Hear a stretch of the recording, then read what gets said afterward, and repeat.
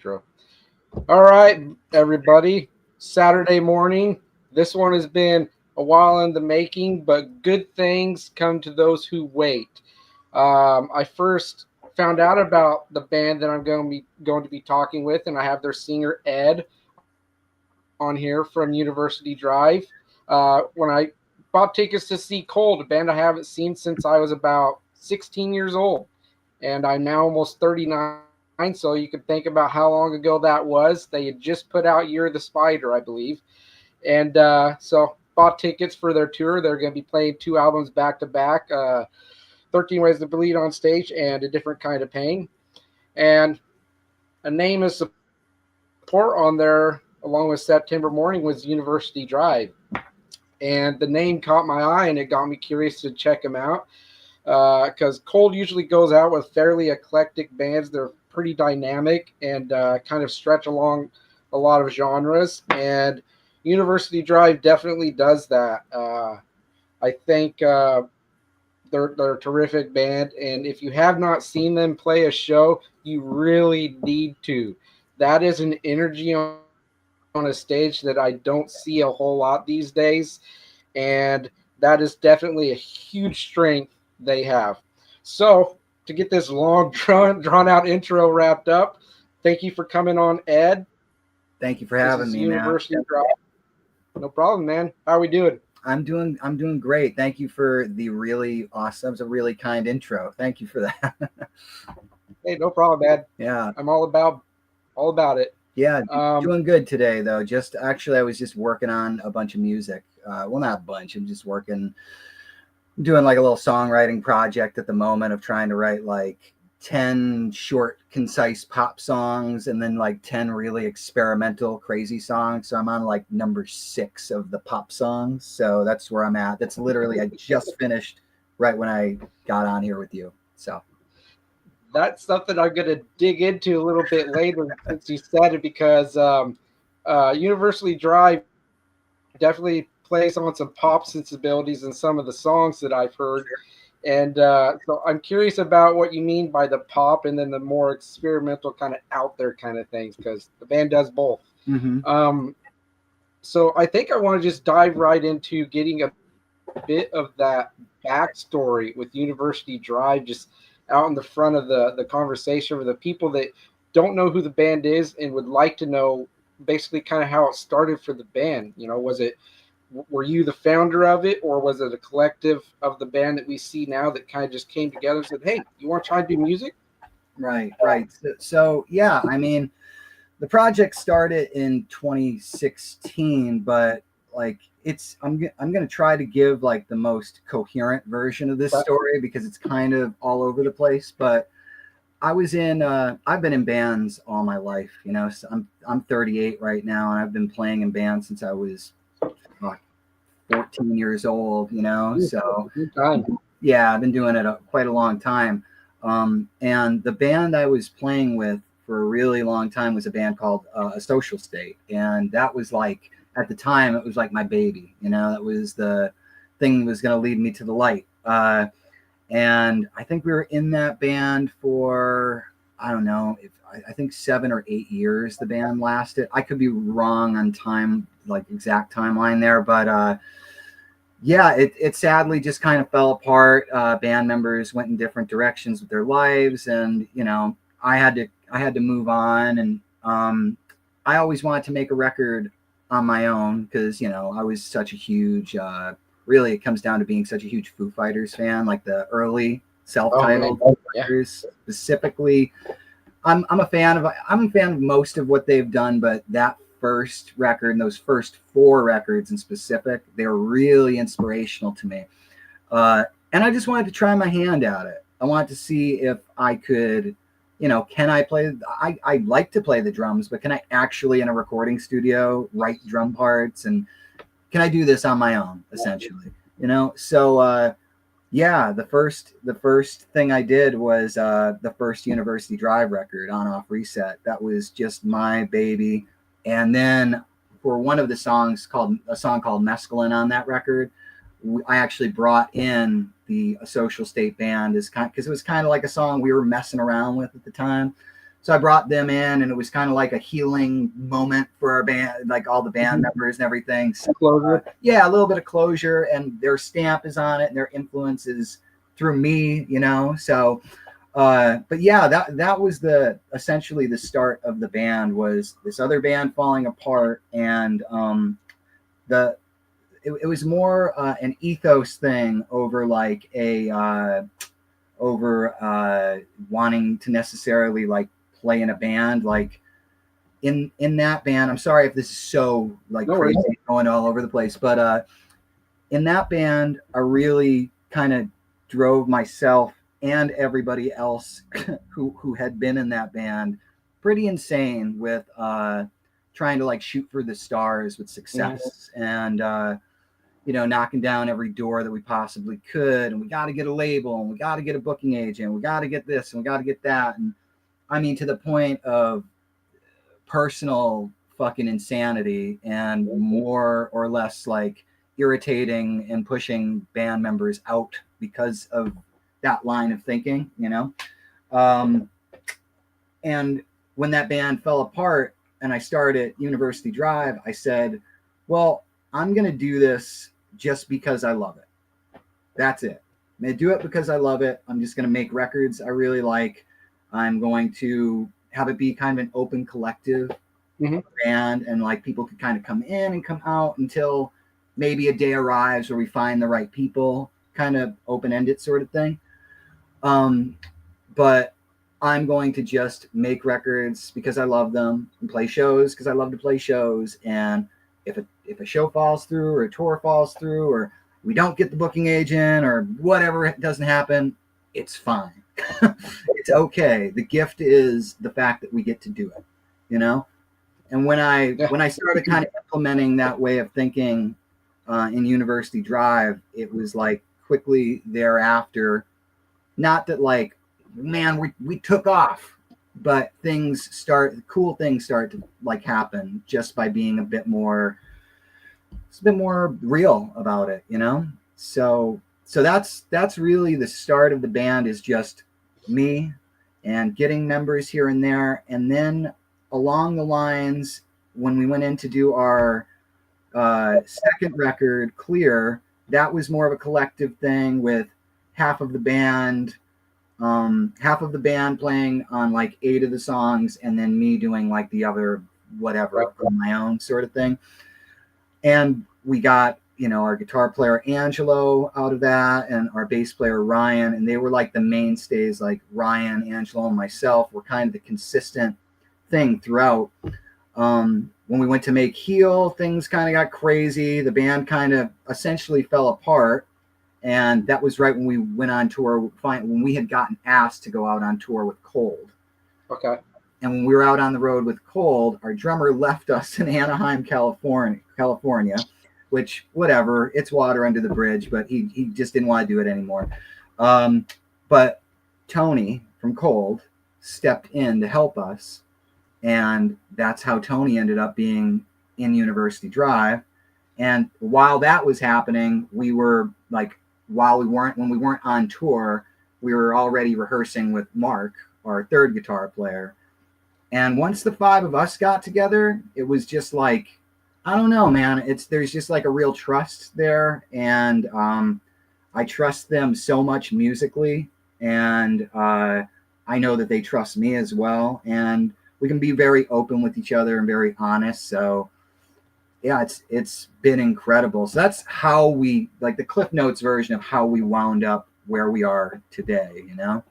Yeah, it sounds like a lot of kind of growing pains, a little bit of, not a little bit, but probably a lot of self-reflecting on yourself and how you could handle building a band up, and maybe a better way to keep it together.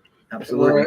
Because it's a common thing you just said, where when you put so much of an expectation on where you want to see it going, and you find yourself stressing out and feeling anxious that it's not quite getting to those like milestones or goals, it definitely does start to tear things apart, man. And I've never been in a band, but I can imagine that it might be a little hard not to have those aspirations or those goals of hitting that success, because a lot of people start bands with the good intention of they love making music. That's what they want to do. They want to express how they're feeling and see how it connects with people that hear it. So I would say that in some ways it was probably a blessing that the first band fell apart, Mm-hmm. so it could pave way for basically rebuilding yourself, and then University of Drive becoming a thing, and then the right people coming into the band is University Drive eventually. You Yeah. know, Yeah. I so mean, I see a lot. yeah, Yeah, go ahead. I agree with that. Just, I think it all comes down to, and not to sound too like hippie-ish or anything, but like, I think it comes down to intention, man. Yeah, Like if your intention is if your intention is right, and you're focused on the right things, then you're more likely to draw in the right. It's just like the natural yeah, order of shit. So the moment that I stopped worrying so much of, really, it was just like, oh, holy fuck, am I a failure? Holy fuck, am I a failure? Am I a failure? I'm a failure. Fuck, fuck, fuck. Like that state of mind, it totally destroyed any yeah. chance of anything happening. And the moment that I allowed it, and I think we've all, like, just through being together, kind of are all on that same page too, of like, we are so lucky we get to do this. Like there's so many people who wish they had a band or wish they could play a show, let alone have, like we've been really blessed and really lucky to have, Cold take us out multiple times, and even on our own to go and do like cool shows and have people not fucking throw rocks at us or something on stage. So we're really grateful, man. It's good to be in a place like that and see that kind of reception and see where you're at now versus over a decade ago, Mhm. at the start of when he started doing, a lot of what is going on now. Before it gets lost in the shuffle, Spud Gaming came on here and said University Drive is the best. I will always support these guys. That's beautiful. Beautiful. Very sweet. Yeah, and what was I going to say to follow what you just said? I kind of just derailed my own train of thought there. Um, I think it had to do with your current drummer Tony, correct? Yeah, yeah. Uh, uh, my friend Steven and I's friend Josh, who he passed just earlier this year, unfortunately. But Sorry to hear the that. last show we saw with him was you guys with September Morning and Cold. Mm-hmm. And what he kept saying when he was watching Tony on the drum kit, Mm-hmm. it's this guy is insane. You hear how in the pocket he is. Whoa, did he just improvise what he did on stage right there? Is that part of the song, or did he throw that in there as a fill or something? Yeah. And then when you guys came back on, and just full transparency, I didn't know that you were going to be the band playing as Cold Right. when that came on. I didn't know that. And so when I saw you, the other guy, most of University Drive come back out onto the stage, and Tony got behind Kit. There was you, your other guitarist, and I'm just like, then Tony starts going, and my friend Josh, he leans over to me, he's like, "This drummer is insane." He goes, "I feel like he's a lot like Morgan Rose from Seven Dust or Shannon Larkin from Godsmack. He just freaking slays on that kit." Oh So yeah, I think you're lucky as hell to have a guy of that caliber dude. behind the kit, because 100% is just freaking awesome. I count my lucky stars with Tony, man. And it's I I with just going back to like saying, living my dream in the studio and playing drums, and that's all fun and all, but I'm not a drummer. Yeah. I am a songwriter, guitar player I love to play the drums, but Tony is a fucking drummer, man. And yeah, I mean, especially the things on the new EP, like he's just absolutely insane. He's so creative, things I couldn't even dream up, like the stuff that he plays. I'm forever grateful to have Tony, and he's just such a great friend and brother. Like I love Tony. Just talking about first stage separation, just decades lost when that song hits and the drums are going. I know 100% what you mean. The dude just killed it Oh, he's on nuts, that batch of songs, man.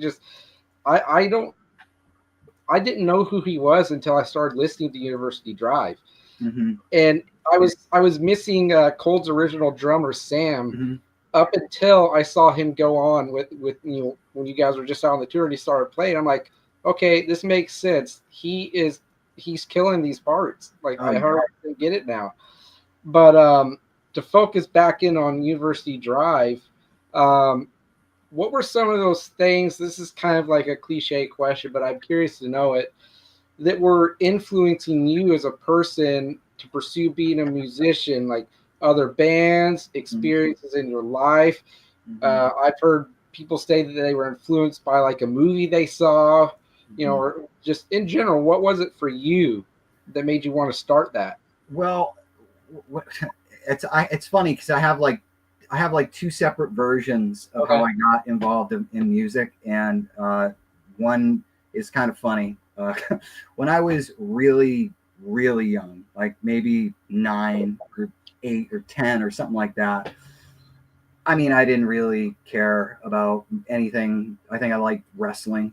Like Yeah. that's you know what I mean. I didn't really give a shit about music, but for some odd reason, I think it's just the theatrics of it. As a kid, I really was into the whole like hair metal, like Oh, I was there. yeah, and not even for the music. Like I've never really been a fan of that kind of music as an adult, but as a kid, I was just like they look like superheroes, like Kiss, and Yeah.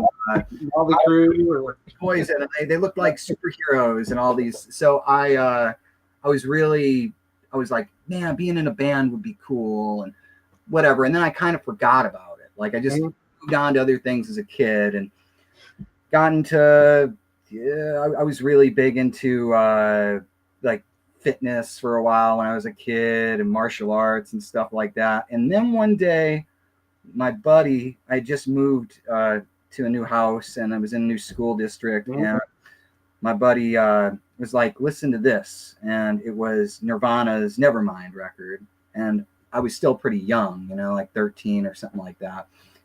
I've heard of Nirvana. I didn't know what Nirvana was.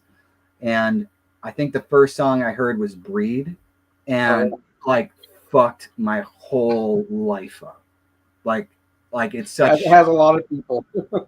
it like turned my whole world upside down. Like immediately I just knew like, well, I want to make music and I want to do that. And I saw videos of them and that was the thing. I went to his house. This is exactly what happened. I went to his house and it was back when there was like Kazaa and all that stuff. I like, used it. Yep. Yeah. You know, all that stuff. Yep. And he had a stream of Nirvana playing Breed. And I mean all I'd ever heard up to that point was like, you know, processed shit on the radio that you heard, you know, like stuff that just, I never really heard a live recording. It was them playing, I think, at the Paramount, and I was just like mind blown at how real it sounded. And there was this like reckless abandon in what they were doing, and Kurt's falling everywhere, and Chris is jumping and throwing his bass, and Dave is punishing the drums, and I was just like a fire was just kind of lit under my ass right then and there, where I was like, well, this is what I want to do. You know, I want to do this. So that's what it was. I mean, that's an awesome story, man, for what got you from not really caring about music in a sense of making your own music. Or I'm sure you'd listen to plenty of music, you know, when you were a kid and all that. Oh, yeah. Your interest just wasn't like, you know, hyper fixated like me. Right. I'm hyper fixated on music, so it's a wonder I've never been in a band, right? But my wife says all the time, all you talk about is music on Facebook, music when we're home, you know, music online with your friends that you don't even, you know, have never met in person and all that. My kid. Oh, it's cool. Hey buddy, you're wanting Dad's phone. Okay, I'll try to remember my questions. I have him on the Facebook Messenger anyway, so it'll work out. So yeah, love what got you into wanting to make music, man. I think Nirvana has been like the liftoff point or the catalyst for many musicians, man. I hear it all the time. You still hear it with like, you know, really young bands, like, you know, kids in like their, you know, late teens and then early 20s saying, oh man, Nirvana. And it's no wonder why. Yeah. You know, just phenomenal records. It's hard to say there's a lot of bands around still that have that kind of energy they did on stage and on their albums. Oh yeah, yeah. Stuff. They you know, and as much as I love, you know, Nevermind is that's like the perfect starter album for anybody, and it's like what I love about that record. Before I say what I'm gonna say is it's so like even today that album still sonically sounds relevant. It still sonically sounds like so much of the other stuff, like up into that point in all the genres, like a lot of that shit sounds so dated now, but that album stands the test of time, you know. But my favorite record by them always will be In Utero. That's just, I just love that more, you know. That's sound. It makes sense. I think I do prefer In Utero over Nevermind myself. I just always have, you know, there's something about it. Just, you know, it captures me more. You know, I feel like it's maybe a little more intense, maybe a little more raw. Yep. Because they never did care about being, you know, this trendy band in the first place. You know, Kurt especially, he didn't give two shits to be like this big band. It just happened, you know. Right. Right. You know as well as I do, you know, that infamous live recording that they did on, I can't remember if it might have been MTV or VH1. They wanted them to lip sync. Kurt absolutely refused. Yeah, and so they went ahead and did like the vocal track, but Kurt's just up on the stage. Blah, blah, blah, blah, blah, I love it. You know? I love it. That's such a historical moment. But no, that's awesome, dude. Tried to recall what the next question I had for you was, but I think it had to do with just in general, collectively, those three albums that you guys have out now. Just a little bit more in depth of kind of, if you can recall some of your headspace writing these songs, you know, because, you know, a track like Damage, you know, that sounds like pretty heavy subject matter. Or, you know, off of the newest EP. Well, I mean, your own EP, I guess. Man, I am blanking the song. Why? I think it's because my kids behind me. But it's all good. Let me go to my notes here. Sorry, everybody. All the Way Down. Oh yeah. Dude, like that song just destroys me whenever I hear it. You know, it's like, especially like I told you, lost my grandfather a couple weeks ago, and so I went to that track and started listening to it because it sounds like it's talking about losing somebody, whether they passed away or it was like a breakup. Loss is loss, right? Sure. And so I went to that song and I just kept listening to it. And there's a lot of songs, you know, from you guys that I just go back and just listen to a lot of. Oh, I don't have it on my notes on here because I edited it in. But let's talk about how you capture a lot of that raw emotion, you know, writing these songs, tracking your vocals, how you draw out like this pain, like the painful memories that, you know, I'm sure you've written about some painful stuff. Sure. How do you handle that stuff and let it come out of you when you're making these records and writing these songs? I mean, it's a great question. It's hard to say like an exact. It's hard to explain exactly how. You know, I think just from years of just writing songs over and over and again, I think it goes back to just like one point being so focused on like, well, what works and what doesn't work, and then truly giving into just like real intention, you know.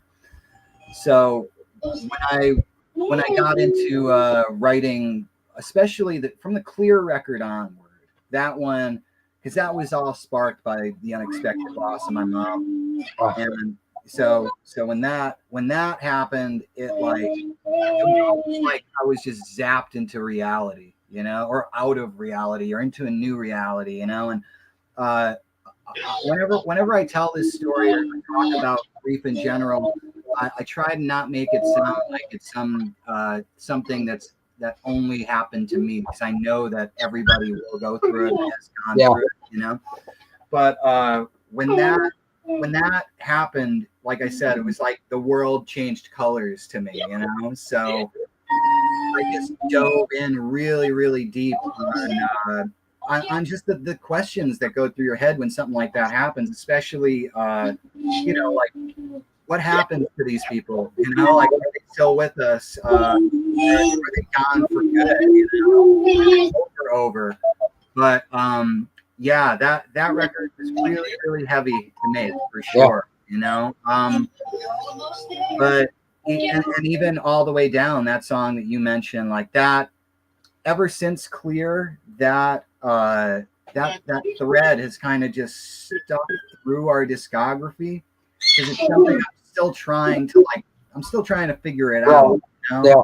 It happened 7 years ago and I'm still, you know, 38 going on 39, like trying to work this shit out, you know. But it's Yeah. like it's a lifelong thing, and I think a good way to answer your question is I treat music and I treat songwriting and lyric writing as real therapy, you know. I treat it as therapeutic. So I think by doing that and giving myself into it completely, I'm able to or maybe it comes off, you know, it comes off that way a little bit. So yeah. Yeah.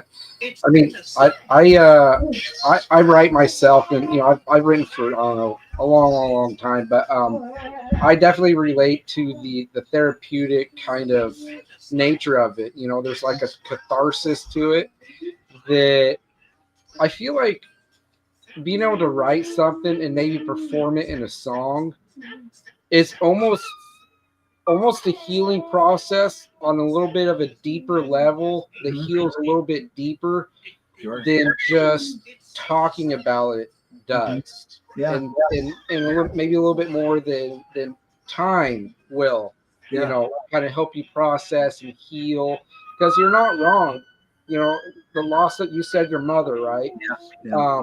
That's not something that I feel like you're ever going to really fully move on from or heal from. That's your mother, Right. and that, she gave you life. She's part of your blood and everything. So I think that's why that thread that you're talking about has just been carrying on since then.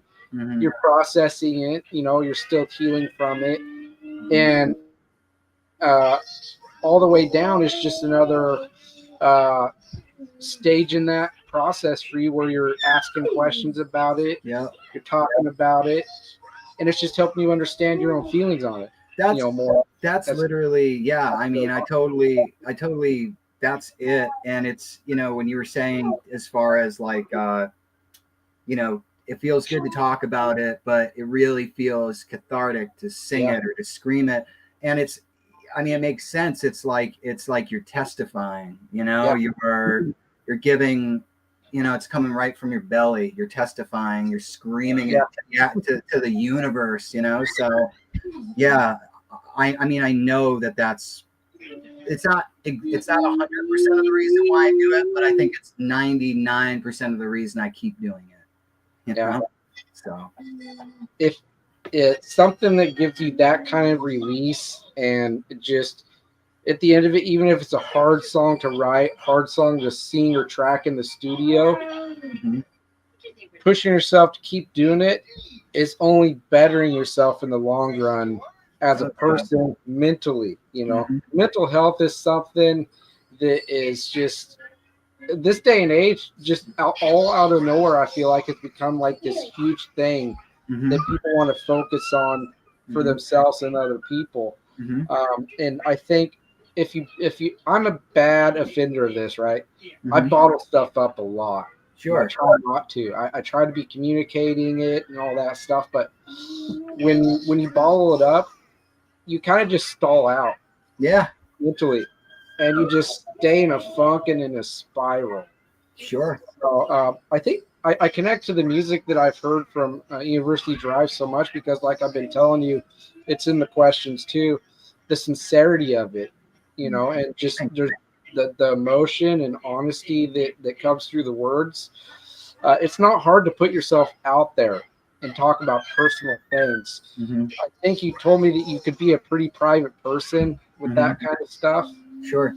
But I commend you to be able to talk about it still and Well, seeing thanks. it. I appreciate that. It's gonna keep you grounded mentally more than not talking about it. Right. So diving into first stage separation more. Mm-hmm. Um, I believe it's 6 songs on there, correct? Correct. Um, those 6 songs. Did this EP write itself a little quicker than some of the other material that you have? You know, it is a shorter body of work versus a full album, but not by a lot. Yeah. Time wise, process wise, um, the experience that encapsulates first stage separation. Exactly what was it? So, so basically, where we recorded that plays a big part in all of it. I, since God, I don't even remember when, but since I was a kid, I've been a huge fan of Steve Albini. Mm-hmm. Steve Albini, you know, made In Utero, recorded the Pixies, Surfer Rosa, PJ Harvey records, Jesus Lizard records, and all his bands that he shellac, everything. I've just always loved Steve Albini. And the studio that he built, along with Greg Norman, the engineer there, Electrical Audio, I always had a dream to go there and record. And on the last, not the last tour, but the tour prior, when we were just out with Cold, and Cold was touring with Orgy. Okay.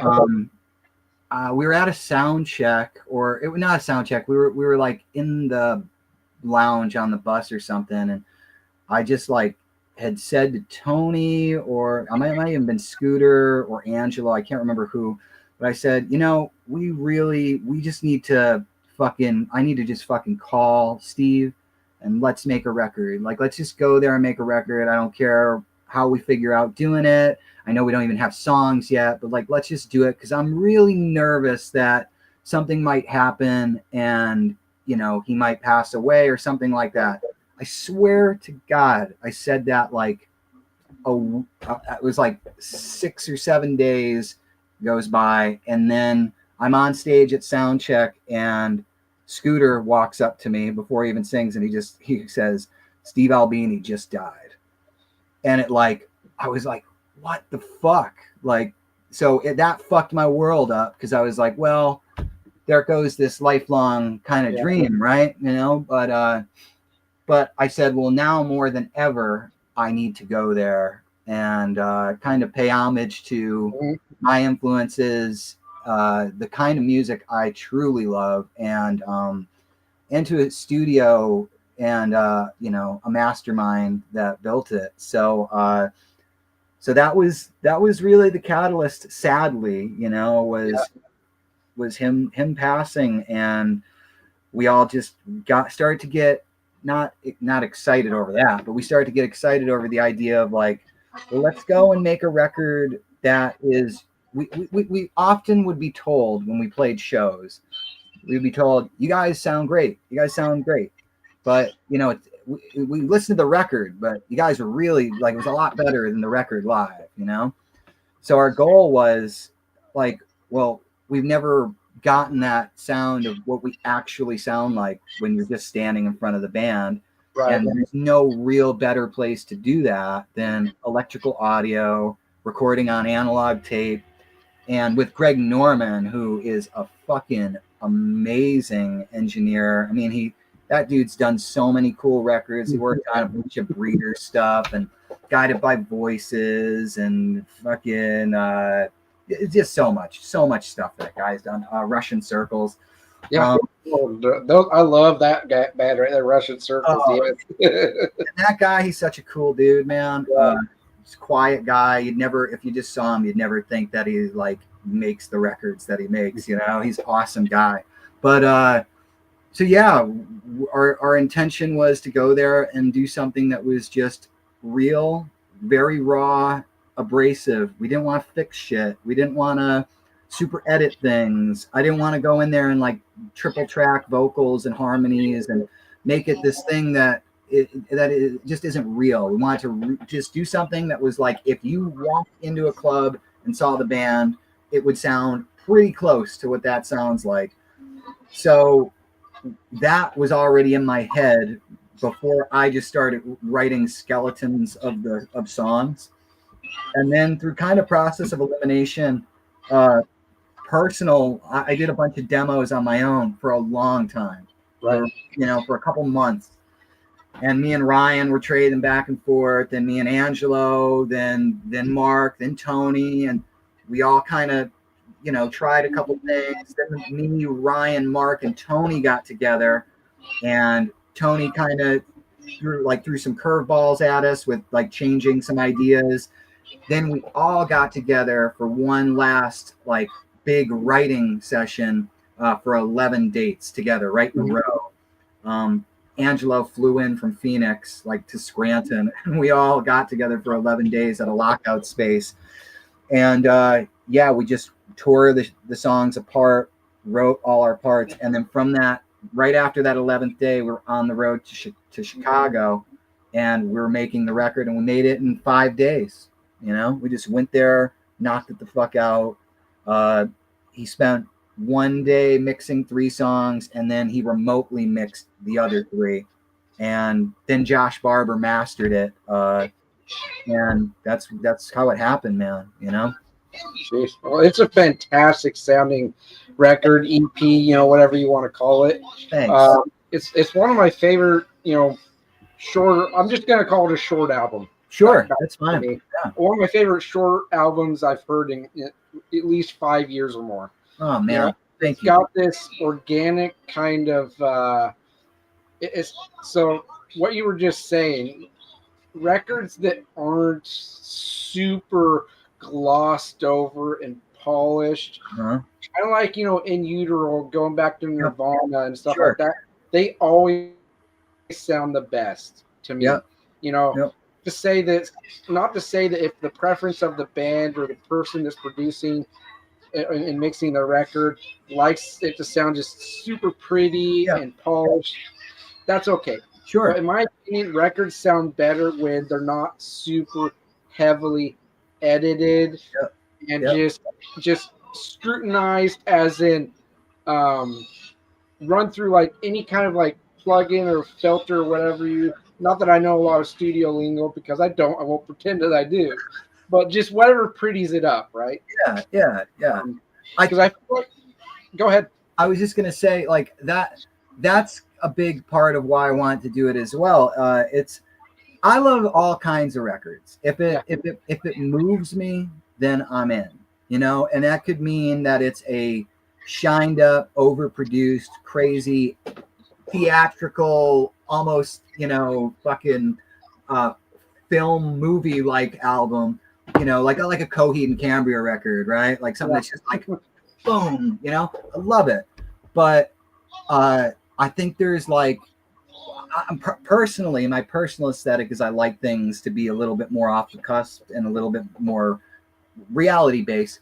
But I think that it leads to a bigger conversation of like, when is this shit too far? And I really think like specifically in 2025, like we've just gotten like really away from like the band and the song, and now it's more like, let's process the fucking piss out of this thing. Amen.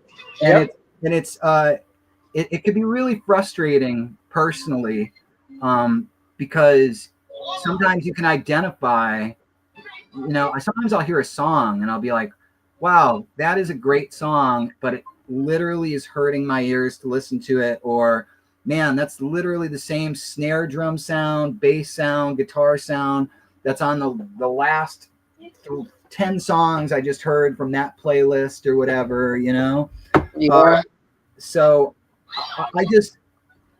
this is where I'm excited. So while in the mainstream, those things are extremely prevalent, and it seems to be like an ideal that so many people who are looking to like climb a ladder of some sort need to reach for. In the underground, that shit ain't happening, man.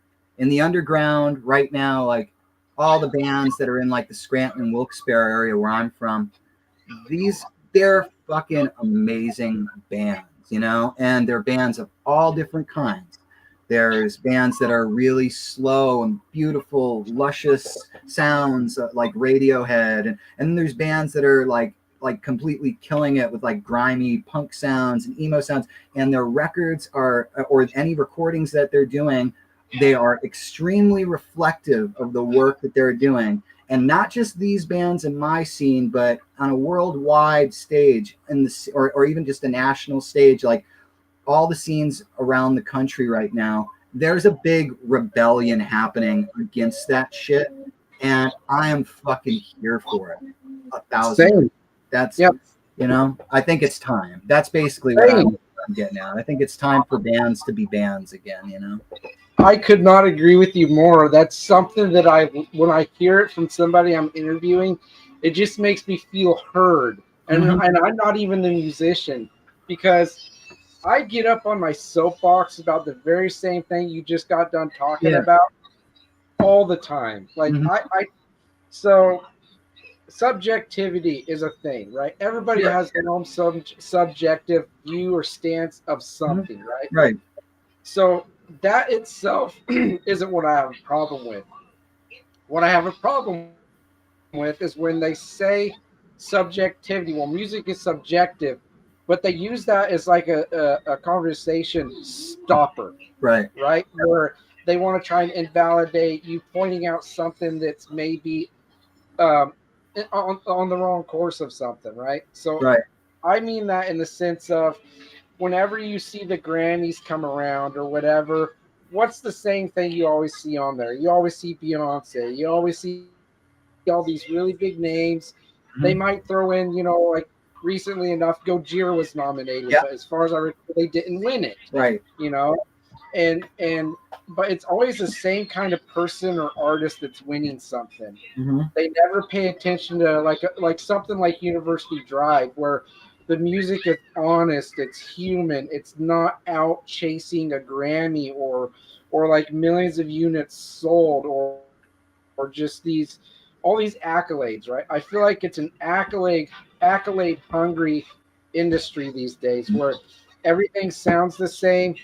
Like just another example is like I love 3 Days Grace, and especially the old record, the very first record. Mhm. But Adam finally got back with them, and what I feared was going to happen, I feel like is happening. And Adam, I'm sorry if you watch this. I don't know if you ever will, but if you do, I don't mean this in a disrespectful way. But Mhm. the songs sound like they're the same songs we've heard on the last couple of records before he re-entered them. They sound like the same stuff that's on mainstream rock radio, Mhm. the same kind of song structure, same kind of wording. Mhm. I'm just disappointed by it. Like, Mhm. where's that spark? Where's that, like you said, rebellion against that sort of thing, Mhm. where it's not about getting that radio play so much Right. more than it is about writing the song, making the music, and Right. that's the most important thing. It's Mhm. definitely leaving music, but in the Mhm. underground, I think it's alive and well. Oh, it's, yeah. I mean, it's not even a question. It's not even a question. And you know, the thing is that's the thing that, you know, is going to. It's almost like, you know, the band Turnstile, like how Oh, yeah. huge they got. And I love Turnstile. I love them. But like they're a great, you know, they're a great example of, like, that was a band that a couple years ago they're fucking playing da- Yeah. literally in Wilkes-Barre, at a Curry Donuts to 50 kids. You know, that was, I don't know, 10 years ago or 5, 7 years ago, something like that. And now they're like the biggest rock band, you It's know? crazy. So, Just so so, fast. so what I'm getting at is, like, it's always going to be there. You know, people kind of, shooting, doing something just Do to it. try to climb some sort of ladder. That's always going to be there. It's not going to ever go away. Pop, you know, that, trying to just be a pop star, and that's its whole own thing, right? But what really matters is that there's still a thriving counterculture that challenges all those things, and that a band like Turnstile, many other bands that are proving that, you know, there is weight in just being yourself. You know, there is weight in just doing something that you really care about and love, and people will respond to it. It doesn't always mean it's going to be 10 million people. It might be 10 people, but that's over the course of many years. You know, it ends up being something and meaning something. You know. Yeah, so. 100% agree with you. And just for clarification's sake, I'm not saying that mainstream music is bad. Oh no, I understand what you're saying. I listen to plenty of it. You know, sure. Like, I love Breaking Benjamin. I love Linkin Park. You know, I'm a fan of Shinedown. You know, I'm a fan of Nothing More. You know, just those Papa Roach. You know, bands like that. And they're all great bands. Even 3 Days Grace, amazing players. They're great songwriters. They've proven that they're great songwriters. Just currently, what 3 Days Grace is doing for me, I'm not vibing it. Right. I feel like it's kind of just running with the motions. But but that's again why I gravitate towards bands like University Drive. It's all about that music, man. It's all about creating it organically and just doing it for the right reasons, you know. And if opportunities come knocking and the doors are opening, doing it that way, that makes it all the more mean more. You know, it means that you earned it honestly, you know.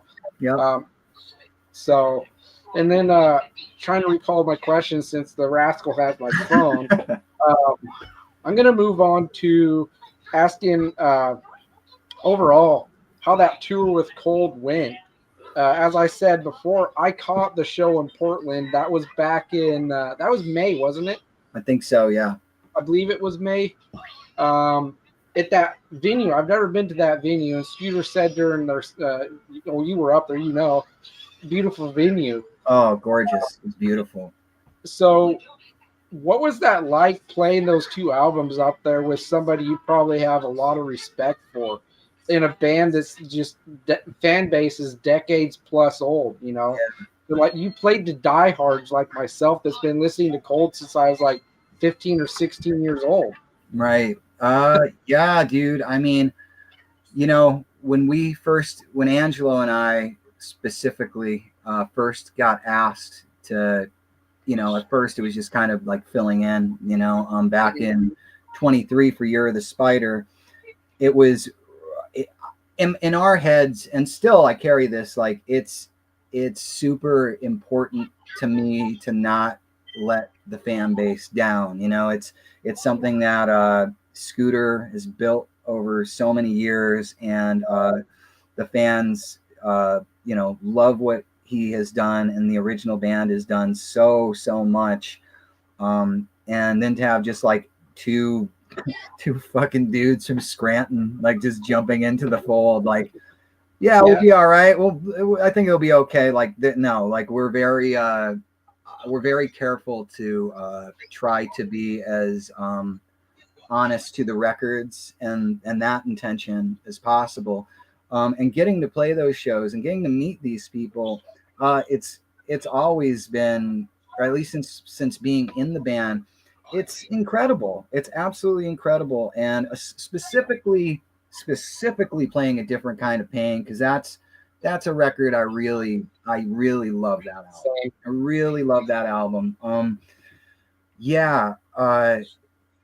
It's just something else. It's something else. I never not to go back to University Drive, but just saying, like, again, the intention of starting that band and being like, I'm just going to do this because I love it. And, you know, that brought me into this crazy world of getting to meet people like yourself and meeting tons of other people and trying to do them right, you know, trying to do the right thing for the fandom. So I am forever kind of, I think Angelo and I are, well, I mean, all of us are, we're always just kind of like, holy shit, it's insane. And I'm forever grateful now, you know? Yeah. Well, I keep saying that you guys were amazing with Cold. Like Thank you, man. Thank you very much. Yeah, I try not to get stuck in that headspace of wishing I saw the original band up on stage with Scooter. or at least the incarnation that was there for a different kind of pain or Yeah. freaking ways. But that's just not the reality that it is right now. Sam's been doing his thing for a while now, Mhm. and it's who knows if he'll ever start doing things with Colt again. As far as Right. I know, that wasn't a bad blood situation for No. them. He just decided he wanted to take some time out. No. And but again, for people that didn't catch you guys on this run, you missed out, man. Especially hearing the songs you played, almost every single song that I had heard from your band Mhm. live that Yeah. night. Yeah. Of course, there were several others that weren't played. Like I did wish that I heard All the Way Down. I was hoping that would have probably been a brilliant closer, in my opinion. I would have loved that for the closer. But It's funny. We talked about doing that, yeah, but that night that you had seen us with, we had to rip the Band-Aid off for that final Flash song.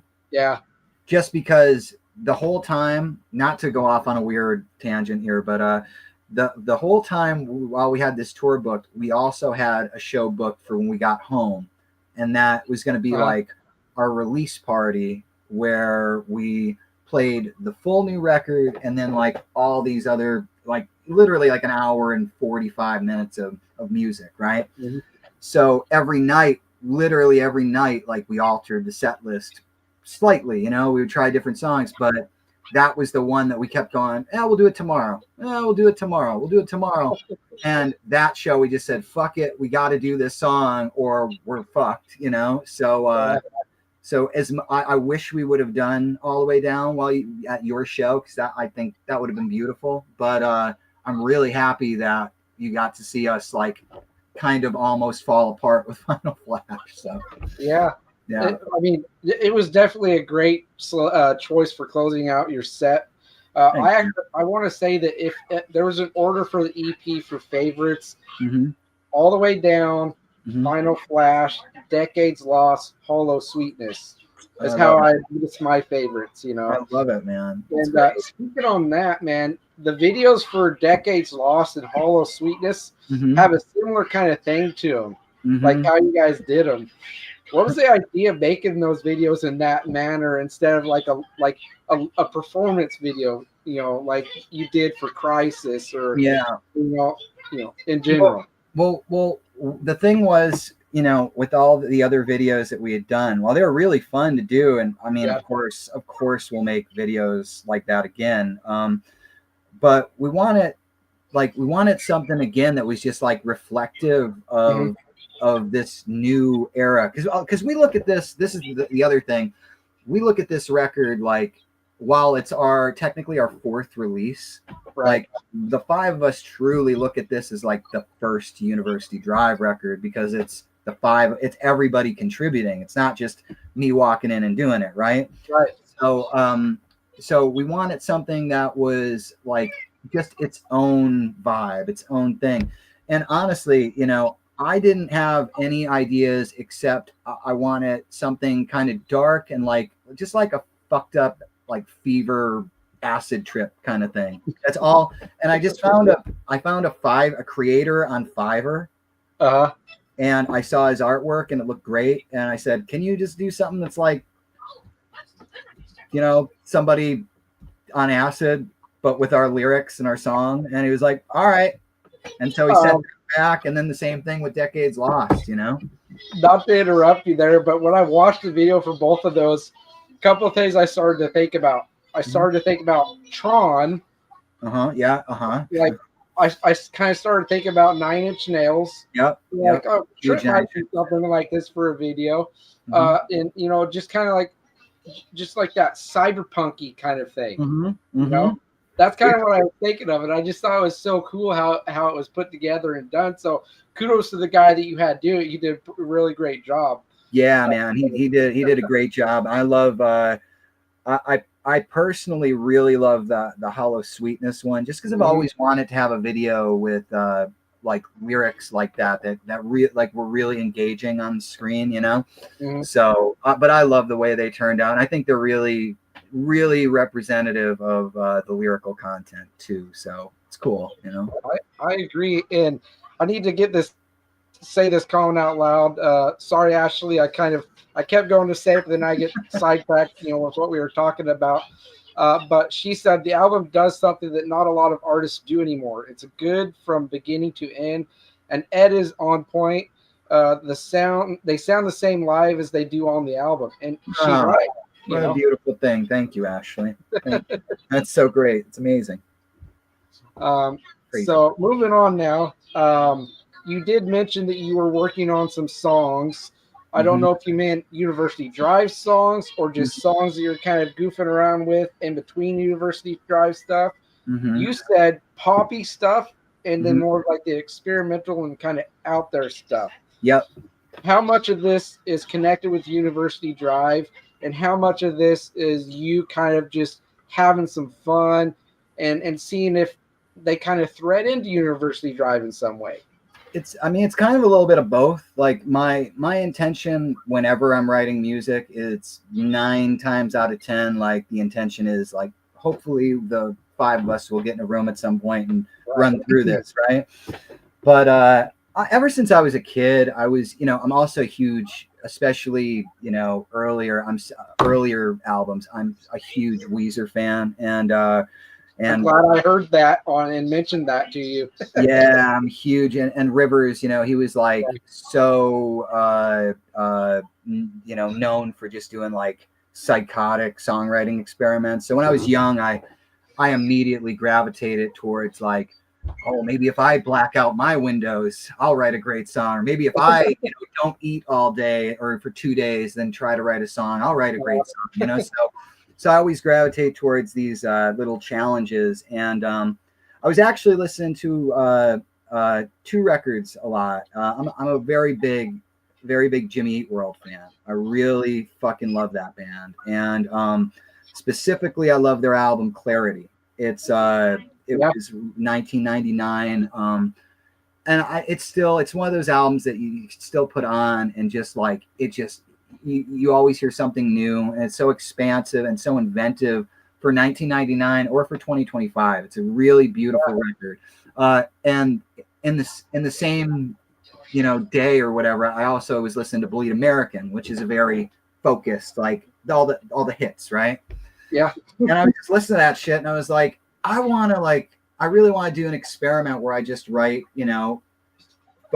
10 really focused, hyper focusing on melodies and no songs that go over 3 minutes, 30 seconds.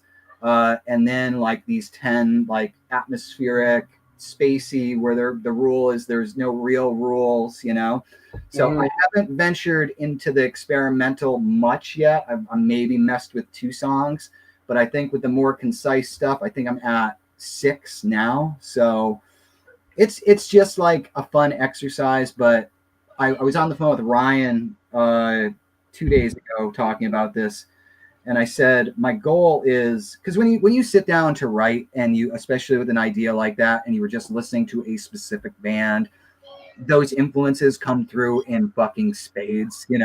It's just there. Like if I played you the first 3 songs, you'd be like, you were listening to Bleed American, weren't you? You know what I mean? Like. Yeah.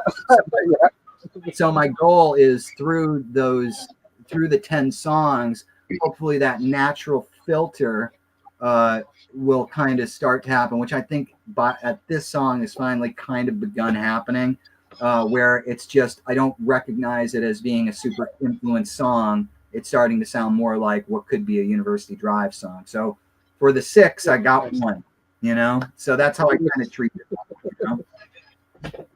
I think that's actually a pretty brilliant way to do your songwriting, is you kind of you start with something, and then gradually as it goes on, it becomes more clear what it might go to. Yeah. It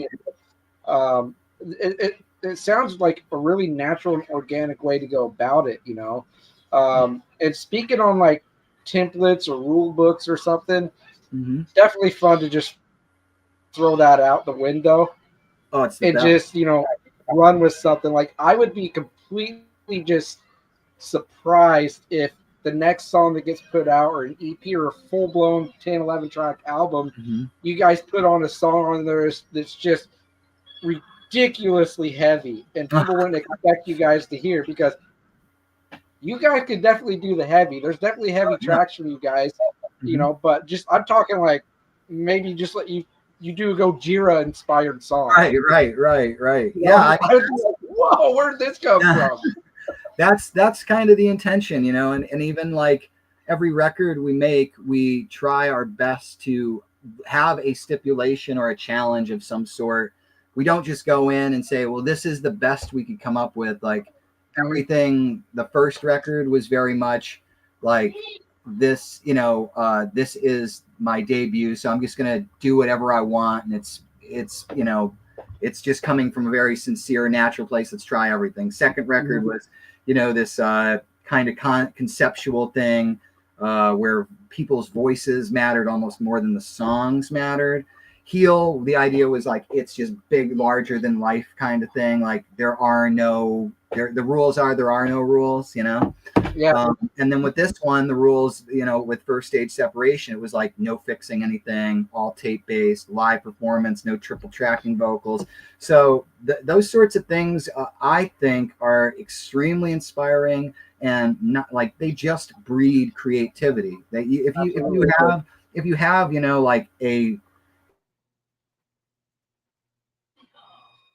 Pro Tools, or you know, it's like recording on Pro Tools. Like you can get lost in drop down menus forever. You know, you could just, if I write a song and I, you know, just hyper focus on it needs to be perfect or whatever, I could work on one song for literally 4 years, and that's great. But I'd rather like say, okay, well, when I'm working on this song, I can only use 15 tracks, and I can only use EQ and compression, and that's it. Just so movement happens, you know, and inspiration. So yeah, kind of keep yourself from just getting really down deep in a rabbit hole of creation. yeah, exactly. Which happens. It happens to all of us. So. Yeah.